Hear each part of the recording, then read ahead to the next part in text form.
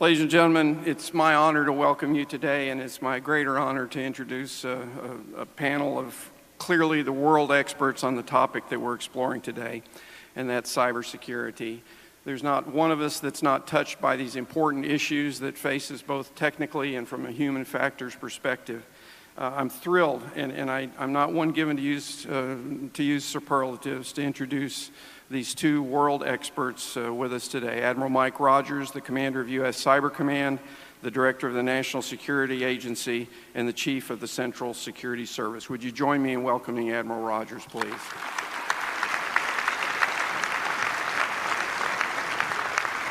And we're equally honored to have with us General Mike Hayden, who's currently the principal at the Chertoff Group and previously served as director of the Central Intelligence Agency and the National Security Agency. Would you join me in welcoming him as well, please?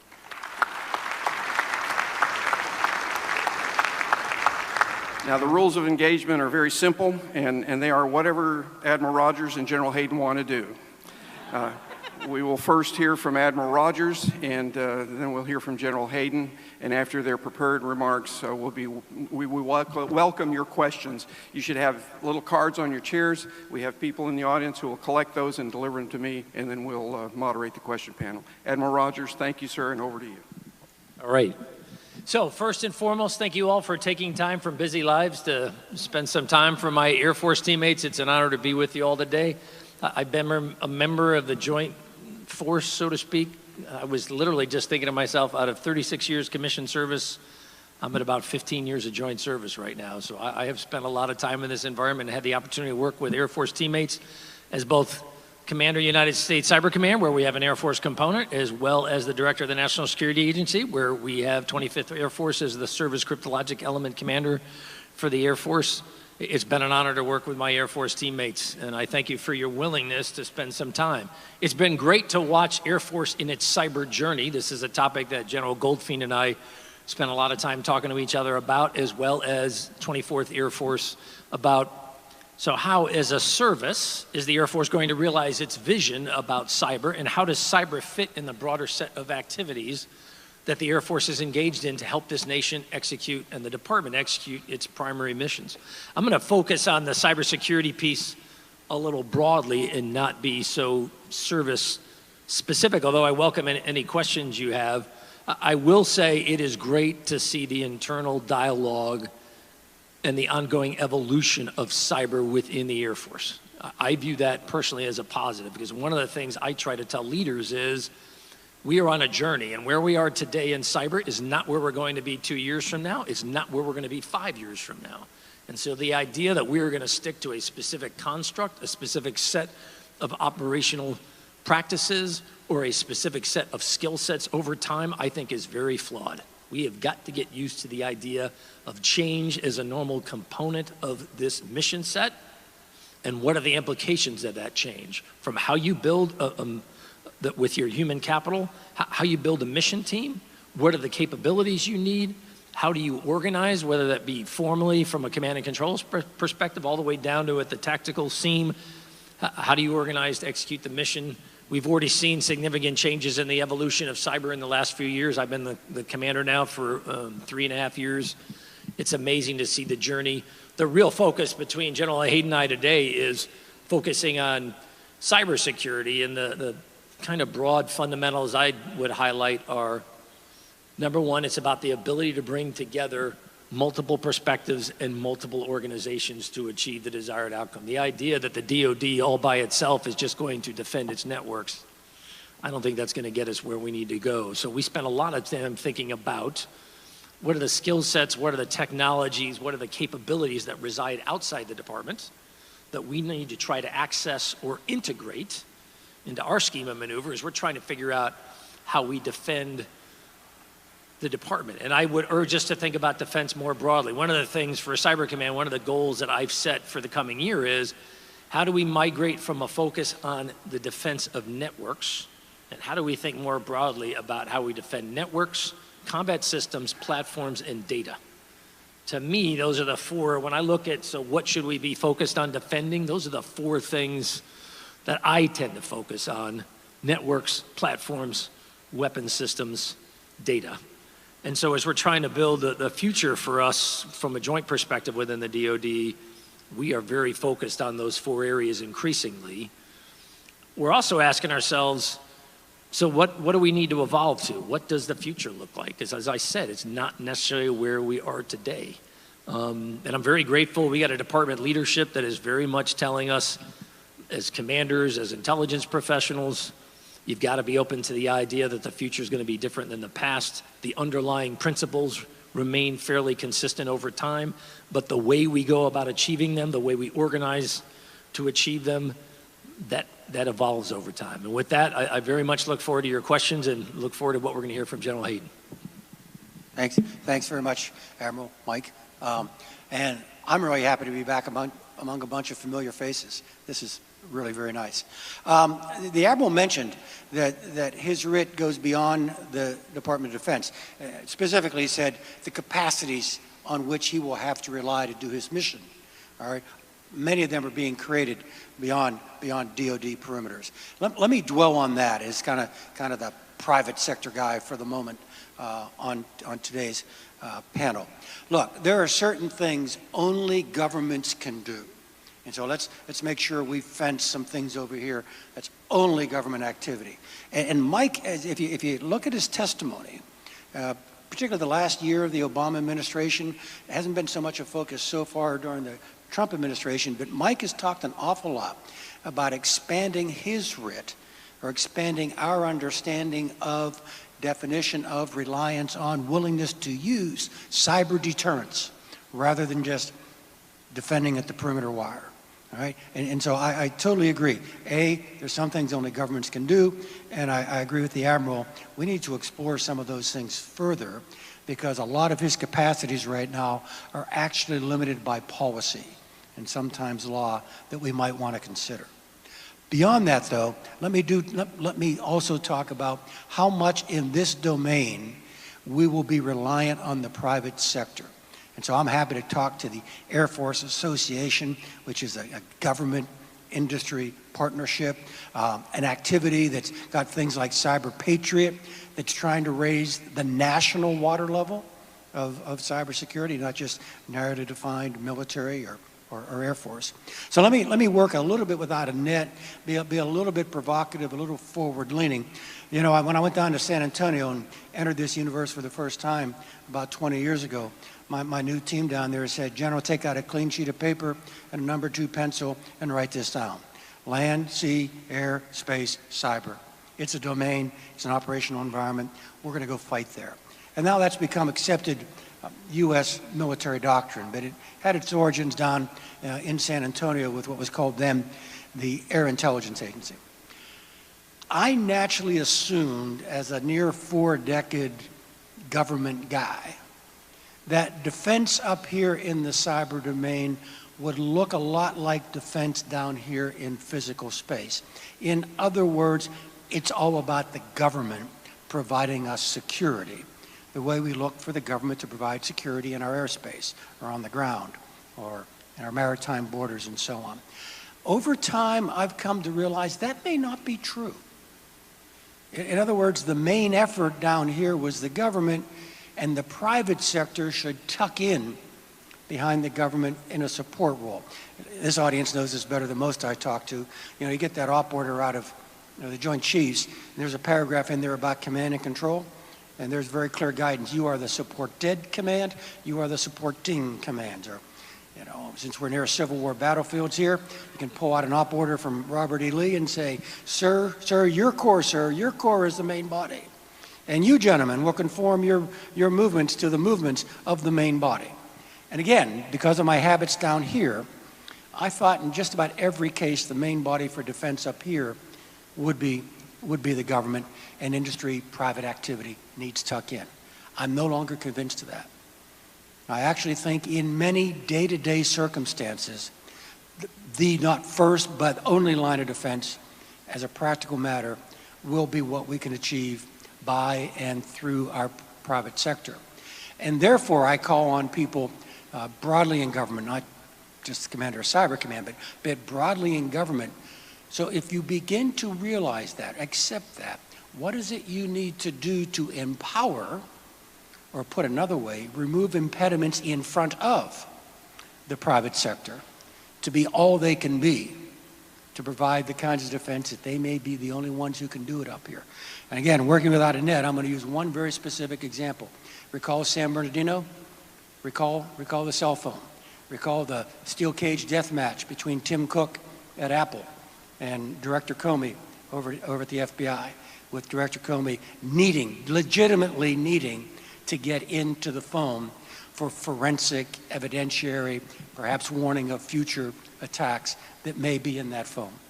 It surprised a lot of people that Bill Lynn, Mike McConnell, Keith Alexander, Mike Chertoff, and Mike Hayden all shaded towards Apple. And we didn't do it out of civil liberties concerns. He was dead. He doesn't have any privacy rights anymore. We didn't do it for Apple commercial concerns. We did it on raw security grounds, that despite Jim Comey having a legitimate need for that information, one needs to think 2, 3, or 4 times before meeting that legitimate need. You make it harder for American industry to do what it was I just said to you, I think only American industry can do, which is to raise our overall cybersecurity level. Now, different circumstances, I may have voted a different way. All I wanted to do by introducing San Bernardino was to simply suggest in this domain that public-private thing may actually be a bit on its head from time to time. And we need to be aware of that. Otherwise, we just won't be all we can be in keeping ourselves safe. Thank you.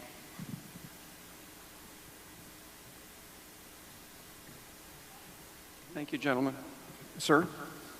You're up. I'm up. Yes, sir, I'm up. And I am delighted that we are overwhelmed with a stack of questions that won't quit. And of course, I've reached the age where I cry at Walmart grand openings, but I'm getting dewy-eyed here just looking at them. The first question I'll direct to Admiral Rogers. Sir, what hasn't been mentioned here today, but is a very important topic, and that's infrastructure, the SCADA stuff, supervisory control and data acquisition, pipelines, power grids, water systems, the infrastructural issues that are associated with that. Do you think we have sufficient national policy to address that? And how do we bridge between government, between the military and the private sector and the public service sector to make sure that we treat those as urgently as we should? So I think in some ways this goes to a point Mike made. I think one of the challenges of cyber is it is going to force us to get out of many of the traditional definitions that we have used to define responsibility, to define primacy, to define role. So if you look at let's take power. If you look at critical infrastructure for us as a nation, from a DoD perspective, challenge number one, you got to acknowledge it is resident in the private sector. It's not resident in the government.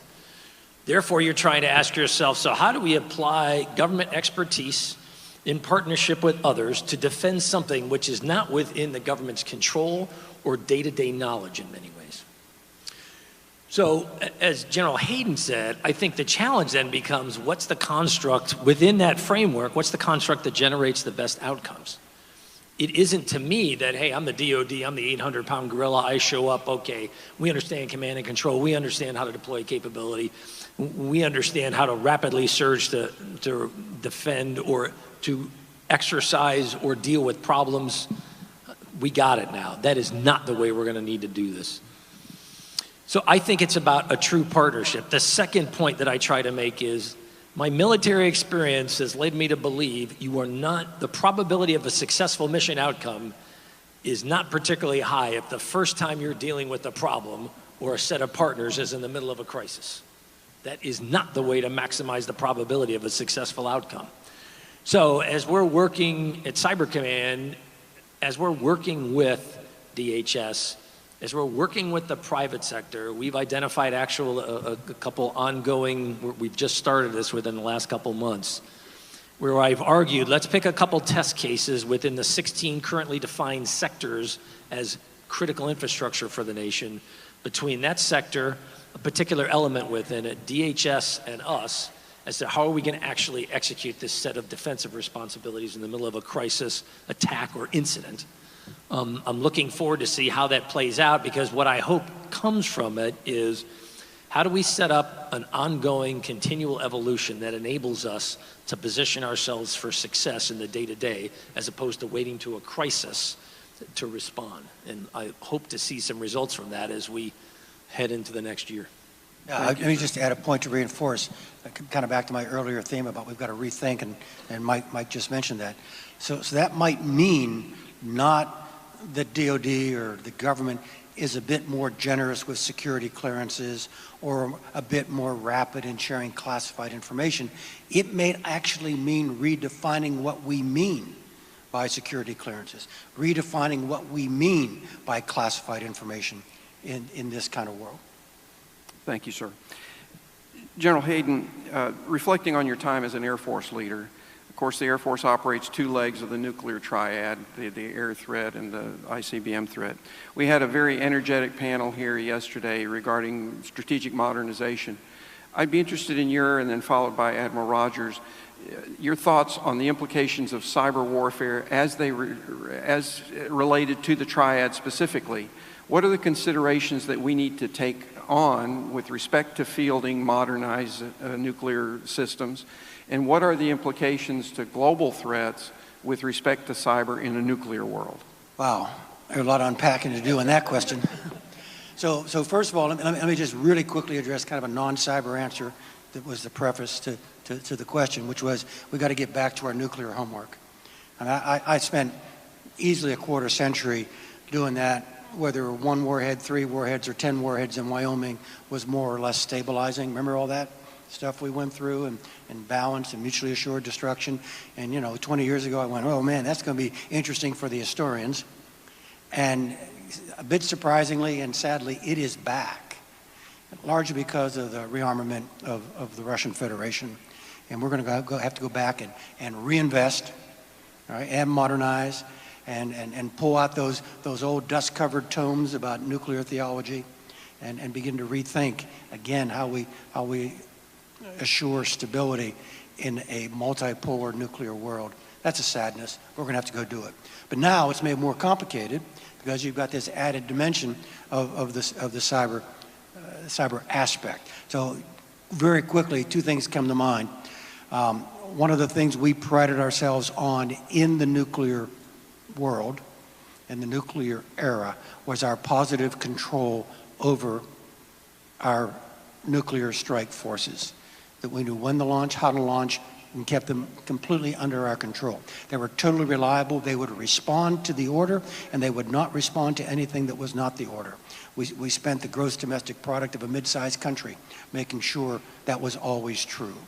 And now that's going to be more difficult to make true in a cyber world. So that would be one additional concern that didn't predate the current world. The other is what could, and here I might actually defer to Mike a little bit, because he has talked about deterrence, and we need to think our way more through cyber deterrence. I'm really interested in what he has to say. So what aspect of the cyber domain might actually contribute to the broader theory of deterrence, which back in the day we totally relied on our nuclear strike force to perform? I think there's an awful lot of thinking to be done about not just protecting our command and control, but how our offensive cyber capacity might actually contribute to what it was we formerly relied only on the physical destruction of our nuclear forces. So as I look at it, it's a little bit like one of my opening comments. So when I look at the nuclear triad, I think to myself, how do we ensure that it has assured command and control? How do we ensure that the platforms and the capabilities are in fact safe and are ready to execute as directed by the National Command Authority? How do we make sure that the data associated with that evolution is non-corrupted, is accurate, and has not been accessed or manipulated in any way by anyone other than the intended recipients? So that same challenge where I've said, look, think beyond just the network piece. I look at the nuclear world and I think, you guys are a microcosm of this. We cannot just fixate on, well, it's just about the network or the C2 link. I think we've got to think much more deeply than that. And just as we have seen within the nuclear structure itself, we have come to to the conclusion, look, we have got to increase the level of investment, and we've got to upgrade the capability to reflect the challenges of today to assure and to continue to assure that this mission set is ready to deliver to the National Command Authority. There's a cyber component of this as well, and quite frankly, right now, we're working our way through that right now, as a matter of fact. It's something that General Hayden and I, the STRATCOM commander, as well as my broader teammates within the DoD, we're spending a fair amount of time right now asking ourselves, so what are the cyber implications of this? Thank you, sirs. This next question I'll first direct to you, Admiral Rogers, and there's an abundance of questions here regarding the interface between government, military, and the civilian sector. And I'll synthesize them into this one question. How do we define the boundaries of information sharing with respect to threats, with respect to threat remediation, with respect to actions that we can and can't take as a nation? The financial sector is understandably a little reluctant to share too much because of the effects on the financial markets of knowing that there are attacks that are happening. But could you share with us your insights, sir, on what's being done to share information on threats and to share information on remediating those threats? So I think General Hayden made a very important point here. I think over time we're going to need to redefine, so what does classified information really mean? What does information sharing really mean? As I'm talking to the private sector about given DoD's mission to defend significant infrastructure, the 16 segments that I've identified as critical, against cyber incidents of significant consequence, how is the DoD going to execute that? And clearly the ability to share information in a timely way that's focused on generating mission outcomes is very important to the ability to execute that. One of the things I tell my private sector partners is what I need knowledge of is your network configuration, your network activity, and I need to get a sense for what are your critical paths, where's your most critical information, and if I can get access to that, I think we can work together and I can help with your challenge set. The flip side of that is I'm going, look, I don't need to watch or necessarily have access continually to your internal business processes and the data often associated with that. That's not what we need to execute our ability to defend. The other point I try to remind people is, so what does defend mean? My argument would be what the DoD and as an intelligence professional, what we bring to this defensive mission is expertise and knowledge of the potential actors and opponents, the way they operate, maneuver, and the skills that they bring and the tools they bring, combined with our knowledge of networks and schemes of maneuver within networks. That's what we're going to bring to the table to try to assist. But the flip side is, I don't have detailed knowledge of the particular network configuration. Again, it's one reason why I'm arguing we need to practice, work together on a continual basis. Gaining knowledge of an opponent while you're moving to contact against that opponent is a terrible way to learn. It generally leads to higher casualties, greater cost, greater probability of mission failure, at least longer to do the mission. I'm not interested in doing, discovery learning while you're moving to contact against an opponent if I can avoid it.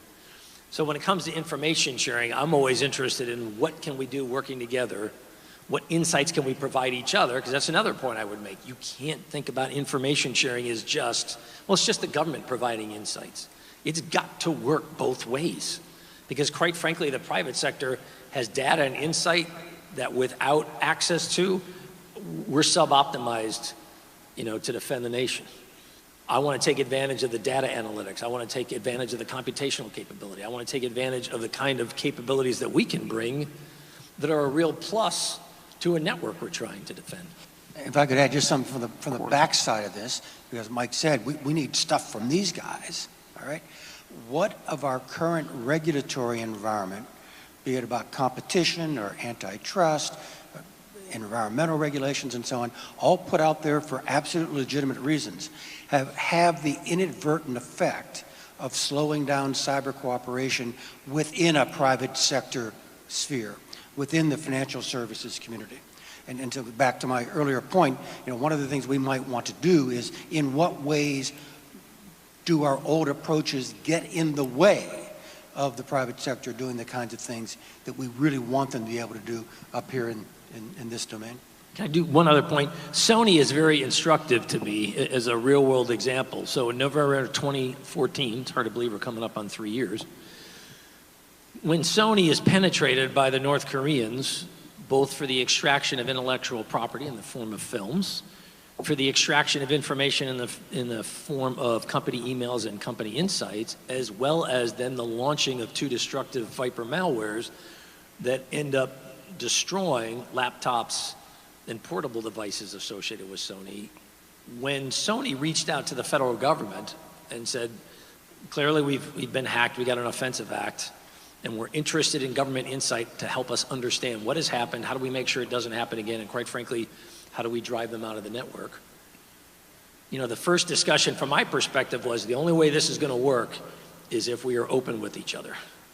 If we can't do that, this is a waste of capability. We're not gonna be able to help you with the insights you need. To their credit, it's one of the best relationships I ever saw. I mean, talking to the general counsel, talking to the CEO, largely, not necessarily me personally, with the immediate feedback, we will give you access to whatever you need. What we ask is you're very upfront with us about what access do you require, why do you require it, and how do you intend to use the data. After a very quick discussion, it was let's roll up our sleeves and let's go.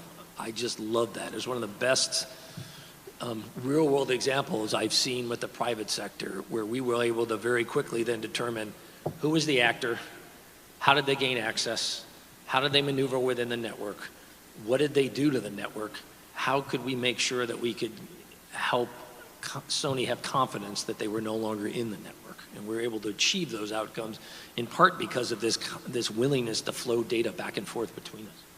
Thanks, sir. General Hayden, I'll direct this first at you. Of course, Title 10 charges the services with organizing, training, and equipping. One of the portions of that equipping cycle is, of course, the acquisition process. Do either of you gentlemen have a perspective on, do we need fundamental changes in the way that we organize, train, and equip and acquire as part of that to reflect the dynamism of cyber systems and how quickly they change?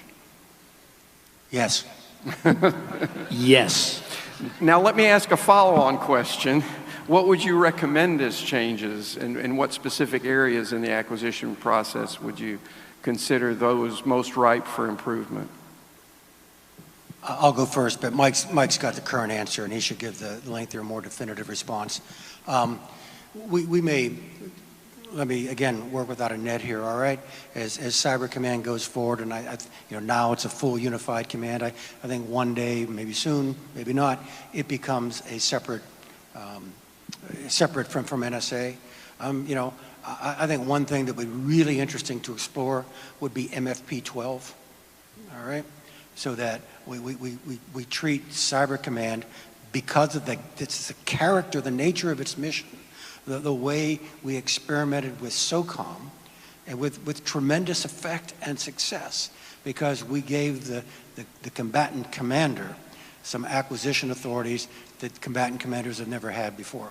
So again, Mike's current, he knows more realities than I do about the current atmosphere, but as a concept, I really would consider a fully mature Cyber Command having acquisition authorities that jump over the train, organize, and equip function of the traditional military departments because of the speed thing.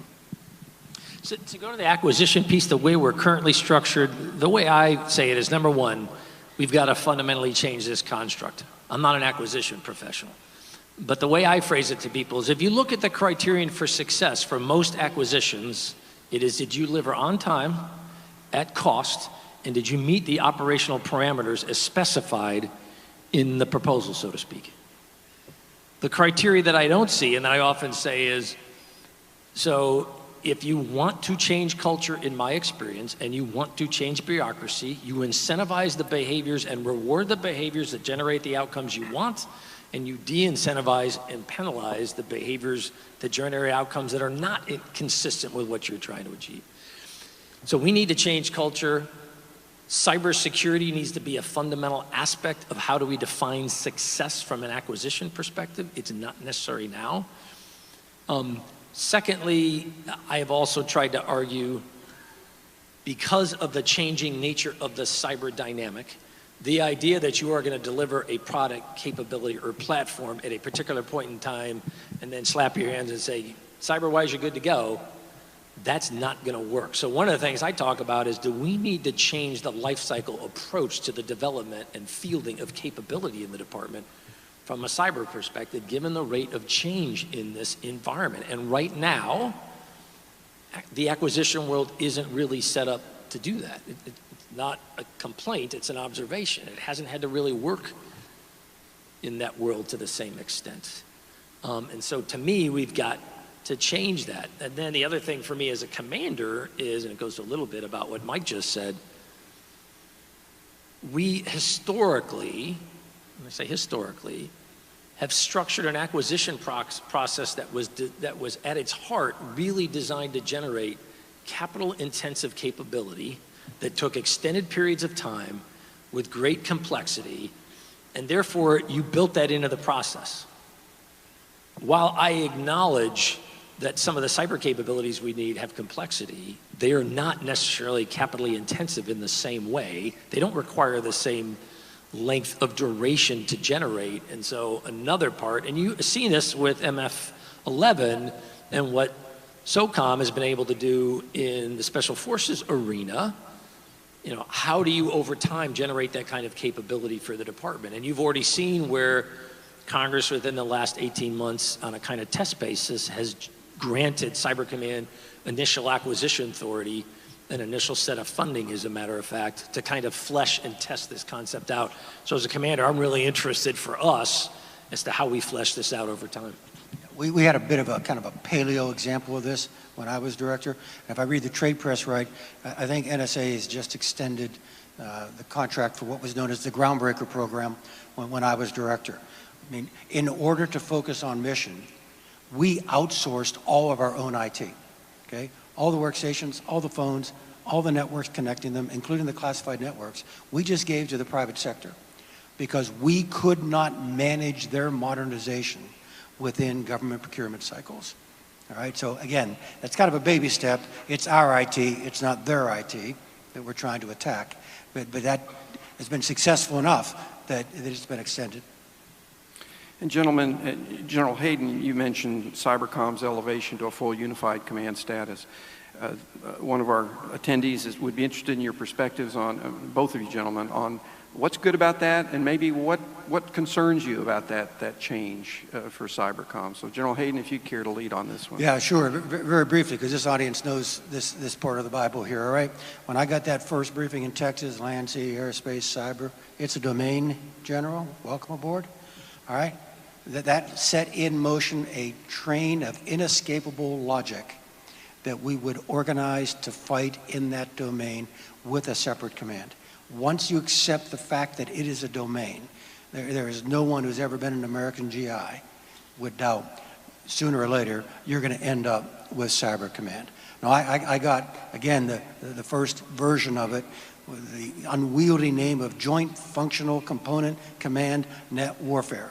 And in late '04, early '05, with Jim Cartwright at Stratcom, I got direct line Title X authority to Mike Hayden at Fort Meade, where Mike Hayden could then use the resources that were already there under Title 50 funding to actually do Title 10 break things kind of things rather than just spy on things kind of things.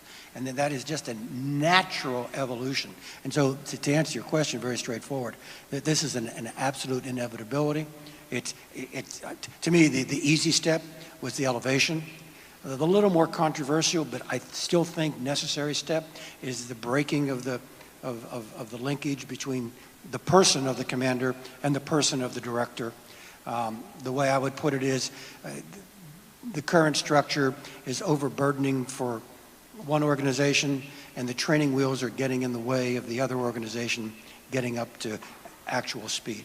But here's the guy who's living it. I'll let Mike comment. So the current structure today reflects the fact, number one, we acknowledge it was a domain, therefore we felt as a department you need a very traditional warfighting construct for how you're going to execute outcomes in this domain. Thus was born the idea of Cyber Command. At the same time, 7 years ago, when we stood it up, we also said, let's take advantage of the investments, expertise, and capacity that already are resident within the DoD. And when we asked ourselves, where is that center of DoD gravity in cyber 7 years ago, the answer was the National Security Agency out at Fort Meade, which is a combat support agency. Although it's an intelligence organization, it is a combat support agency that works for the Secretary of Defense.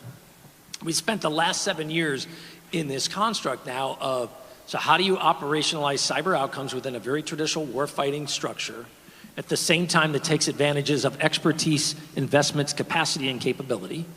And we're now at the stage where we're asking ourselves, are the assumptions and the environment that drove this construct 7 years ago, are they still in place today?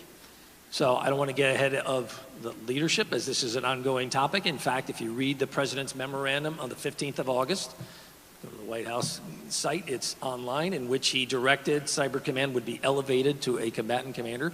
He also said to the Secretary of Defense, I'm looking for your recommendation as to what the future alignment between these organizations should be.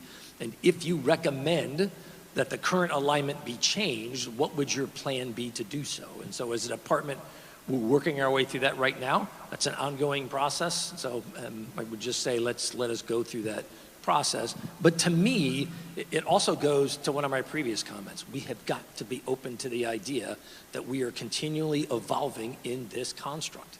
And look how fast it's gone in literally just over 10 years. We went from a functional component aligned against a COCOM to alignment with Title 50 authority and capacity, to also then saying, well, let's use a very traditional warfighting construct in the form of a sub-unified, to now, let's go to a combatant commander. And I think that the next question in this evolution is, does that alignment still make sense as we've evolved the very traditional operational function? I just think that the rate of change, I tell people, in the life of the DoD, you just take a look at the last 10, 12 years in this mission set, and, like Mike, I'm at my 36th year of commissioned service. I am blown away by the rate of change, particularly against traditional bureaucratic I'm going to double down on what Mike just said. So I started with JFCCNW, right? Joint Functional Component Command Net Warfare, Title 10, work for STRATCOM, use NSA resources. There's stuff in front of that. There's stuff that predates that. Something Ken Minahan launched called the IOTC, the Information Operations Technology Center, which fundamentally was an underground secret effort to develop cyber weapons under the rubric of an espionage agency out at Fort Meade. I mean, it was literally sleight of hand, because Ken Minahan saw that, to get into theology very briefly, if you can exploit another's network, you've already done the operational and technological heavy lifting, all right? The actual attack is a subset of the reconnaissance up here in the cyber domain. So Ken recognized people are going to be coming to our door about this sooner or later, and he wanted this small group. There's only about a couple hundred people. I inherited it, and I'm the one who turned the IOTC into Joint Functional Component Command Net Warfare. But there were people, visionaries like Ken Minahan, who saw this coming. Now the punchline is that is a total of 20 years ago. And in terms of the glacial pace of many things within the Department of Defense, that's amazing. Thank you, sirs. Another one of our attendees, and I'll direct this again first to Admiral Rogers. The theme of this conference is breaking barriers. I'd be interested in both of your brief perspectives on what's nirvana, if there is one, with respect to cybersecurity and a national cyber posture. When will we know that we've arrived? And what are the barriers between where we are now and where we want to be? And how should we overcome them? Admiral Rogers. So I always wonder, how do you define arrived? I just tell our workforce, given the rate of change here, you just got to get used to the idea that the goal line keeps evolving, keeps changing. And arrival, so to speak, isn't, to me, no criticism of anybody, but I try to remind the workforce, I don't think that's the mindset we really want to have. we got to acknowledge that that goal line for us keeps evolving, keeps changing. What do we got to do to keep getting as close to it as we possibly can? I'll let you go because I want to think. There was something that flashed in my mind. I'll just add, in this domain, in both the espionage aspect and the warfighting aspect, all advantage is transient. And frankly, because it's not capital investment that you described, which is the key to power down here, the advantage is even more transient in this domain. So I'll double down on Mike. The goal lines keep moving. Gentlemen, on behalf of the entire Air Force Association, I can't think of a better group of experts to have been brought together than you two. We genuinely appreciate You're setting your standards very low. No, sir, Very we are low. not. No, sir, we are not. And as we celebrate the 70th birthday of our United States Air Force, I'm pleased to present you each with a 70th anniversary birthday coin of our Air Force. Ladies and gentlemen, please join me in thanking Admiral Rogers and General Hayden.